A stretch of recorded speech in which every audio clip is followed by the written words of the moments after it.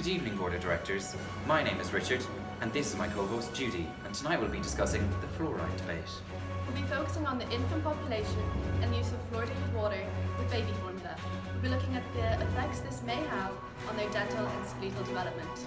In order to fully address the situation, we've invited two members of the public, two concerned mothers no less. They'll be arising some questions and concerns, and hopefully we will have some answers. Good evening, everybody, and welcome back to tonight's show. I'd like to introduce our guests to you. First of all, we have Mary here and Brenda. So nice for coming, guys. Thank you so much. Thank you. Who's this little fella here? This is baby Joe. It's Joe. Who's this This is one? baby Brett. Oh, it's a lovely child. Right, so I suppose we'll move on to our first question of the evening. So I'm going to direct this one at you, Mary. Just wondering if you know how much fluoride an infant should be exposed to. Actually, I've never really thought about it, but now that you're saying it, I don't think you should have any. Well, interestingly enough, Mary, we've done our research. So, apparently infants 0 to 6 months can be exposed to up to 0.01 milligrams a day and up to 0.7 milligrams a day. And for children 7 to 12 months, they can be exposed to up to 0.9 milligrams a day. If they wanted to get this much fluoride from drinking water, they need to drink a litre of water a day, if not 2. Tell me, does your infant drink a litre or 2 of water a day? I'd never feed them that much. I thought as much, Mary. So there you go. So there you have it, everyone. Mary hadn't a clue. It turns out your infant would need 1 to 2 litres of water a day to be exposed to the upper limit. And that's highly unlikely, really, is it? Highly unlikely. And so now we're on to the second question of the evening. I'm going to be directing this at Brenda. So Brenda, if you don't use tap water, what do you use as an alternative? Well, I usually buy Fiji water for Fiji water. Interesting you mentioned bottled water, Brenda, because with bottled water, the fluoride concentration does not always have to be labelled. So we'd be unsure about the concentration of fluoride in this bottled water.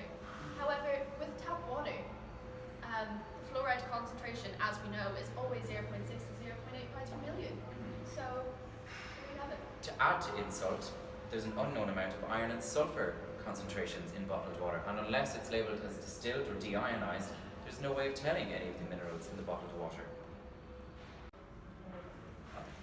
So, for our third question of the evening, I'm going to ask both of these moms if they know the side effects that fluoride may have on bone development. Well, you know what? Brenda and I came across this website called momsagainstfluoride.org, and it said that fluoride causes thickening in the jaw and spine, and it can also cause osteoporosis. You mean Osteoporosis. That's the one. and it also makes the bone softer, which means they break more easily. Right. See, interestingly enough, we've also looked at momsagainstfluoride.org, and we have found that this site has shockingly poor research done. Yes, the information you came across was a study by William Bauer over 70 years ago. It was based on only 16 subjects. All 16 were puppies. Puppies. They're not similar to humans whatsoever. I don't think so. The study is of extremely poor quality, and it's likely that the results have been skewed completely.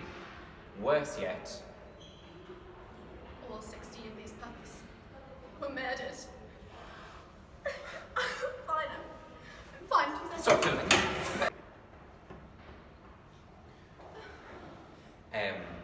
Welcome back. We also found some flaws in Bauer's methodology. He did indeed expose the puppies to over 100 to 400 milligrams of fluoride a day, while the upper limit for humans lies at 0.5 to 1 milligrams a day. This would be a very high level of fluoride even for an adult, never alone an innocent puppy, only weighing about 1 kilogram. Bauer also cited studies which were based on subjects from India and South Africa. Here, water fluoride levels are naturally higher, may I add, above the WHO standards. And they stand at up to 14 milligrams per litre. This literature clearly has no scientific backing because we would never be exposed to such levels in the modern developed world. And for our final question of the evening, we'll again be directing this at both mothers. We'll be asking them, do either of you know the actual effects of fluoride on tooth eruption? Yes, teeth come out much later. Actually, studies have shown that fluoride has no effect on the eruption times of primary dentition. And there are a much higher likelihood of this happening due to a low birth weight, due to genetics, hypopituitarism, hypothyroidism, and other things such as vitamin D deficiencies. fluorosis. Fluorosis. Well, I heard that it changes the colour of teeth. And the teeth grow much weaker because it has less enamel in them. Should we really trust this information since it came from Moms Against Fluoride? No, you're right not to trust this information. The information actually came from a study by Vertinen in 1994, which is a very long time ago. The study was done retrospectively and probably has a lot of bias and no scientific backing. Also had a very small sample size of only 911 children. So there you have it. Well, we've presented all the scientific literature and all the facts about fluoride, and we hope we've made it clear that there are far more benefits to using fluoride than avoiding it.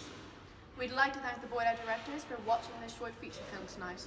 And if there's one thing you take from tonight, it's our motto that a baby without fluoride is as good as gone. Thank you very much again, and we'll see you all again very soon. Good night, Good night, DDUH.